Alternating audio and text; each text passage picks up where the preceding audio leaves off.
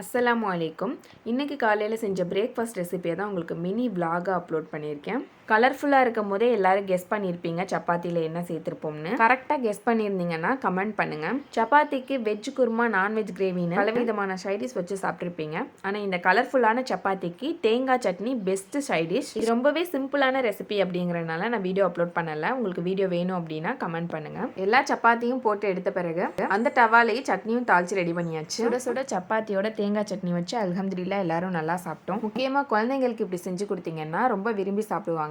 First என் பையனுக்கு தான் கொடுத்தேன். சாப்பிட்ட உடனே சூப்பரா இருக்குன்னா சப்பாத்தியில என்ன மிக்ஸ் பண்ணியிருக்கேன்னு மறக்காம கமெண்ட் பண்ணுங்க. சாப்பாட்டுக்கு சைட் டிஷ்ஷா கொடுக்கும் போதெல்லாம் விரும்பி சாப்பிட மாட்டான். ஆனா சப்பாத்தியில கலந்து கொடுக்கும்போது ரொம்ப விரும்பி சாப்பிட்டான். வீட்டில் குட்டீஸ் இருக்காங்கன்னா கண்டிப்பா இது போல செஞ்சு கொடுங்க, விரும்பி சாப்பிடுவாங்க. சூப்பரான ரெசிபிஸை தொடர்ந்து பார்க்க நம்ம ராமநாதபுரம் சமையல் சேனலை சப்ஸ்கிரைப் பண்ணி பெல் ஐக்கானை கிளிக் பண்ணிக்கோங்க. அப்பதான் நாங்க போடக்கூடிய புது புது வீடியோஸ் உங்களுக்கு நோட்டிஃபிகேஷன்ல வரும். அஸ்ஸலாமு அலைக்கும்.